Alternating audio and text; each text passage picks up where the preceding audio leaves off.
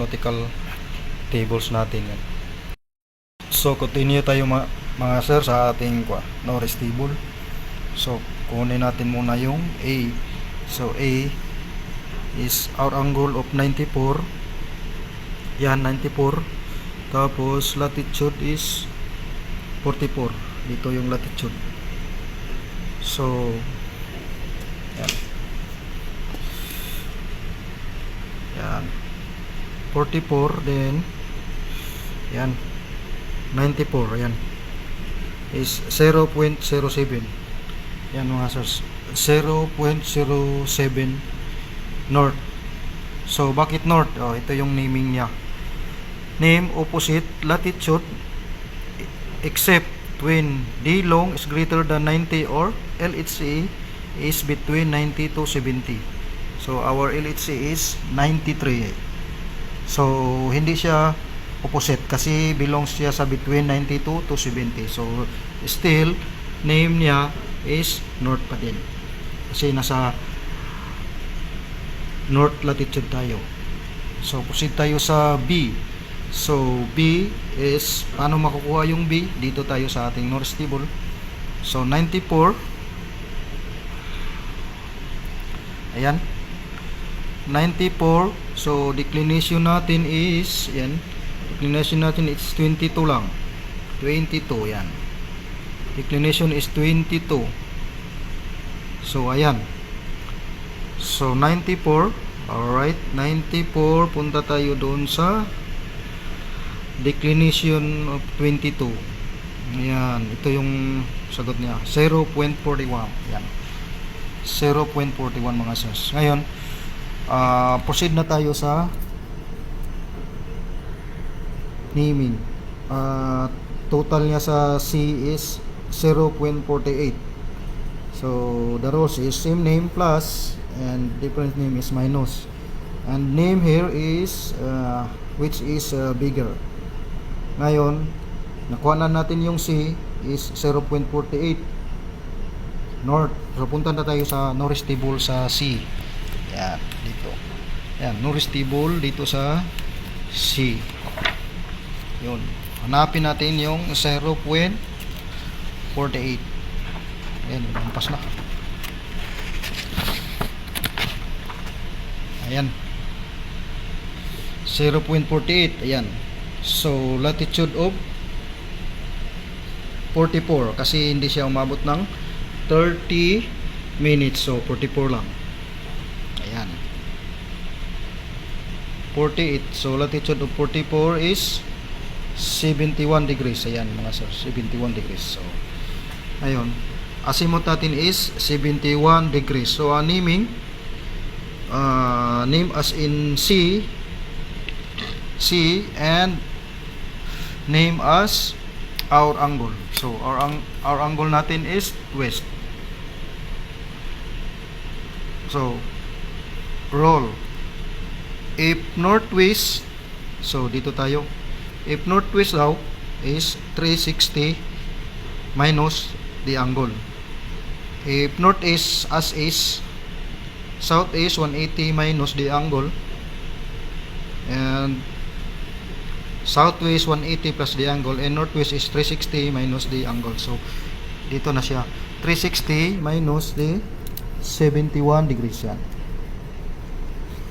So true azimuth mga sirs is 289. Ayan.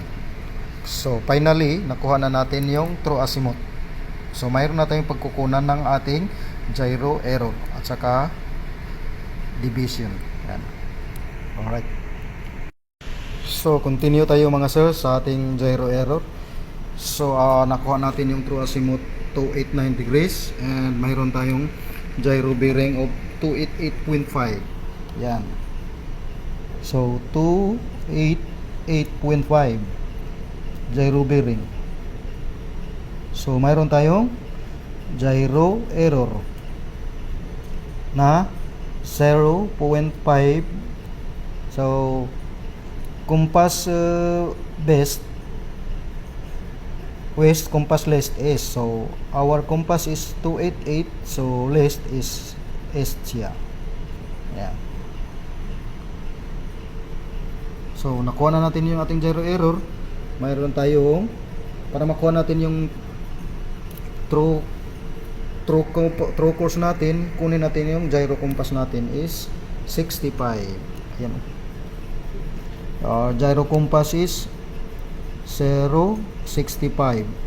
So yung true natin, yung true course, pinaka true course, yan, kasi mayroon tayong gyro error, in-apply na natin. Yung true course natin dapat ay 0.65.5. Yan. Kasi pag east, yan, gate east plus west minus, yan. So apply natin yung magnetic compass para makuha natin yung compass error. Yan. Yung magnetic compass natin is 082. Yan. 082 degrees yan. So mayroon tayong compass error na, so 82 minus 65.5. So mayroon tayong compass error na 16.5. Ngayon, naming niya is compass best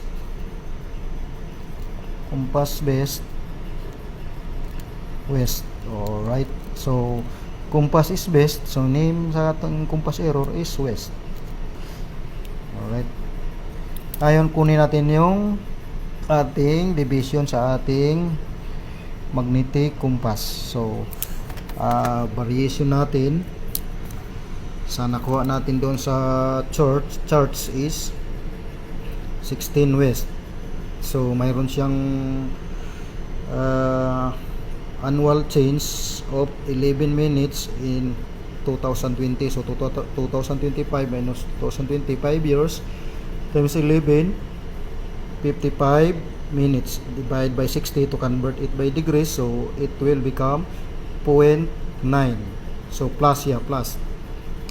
So is, so apply natin yung true variation, 16 minus 16 plus 0.9, kasi east siya, tapos ang variation natin is 16 west, so magiging 15.1 west. So right, so 15.1 west. So yun ang variation natin. So, mayroon tayong division na 1.4 east. Okay. West. West. Kasi bigger. Kasi change mo yung sign east, then proceed the rule.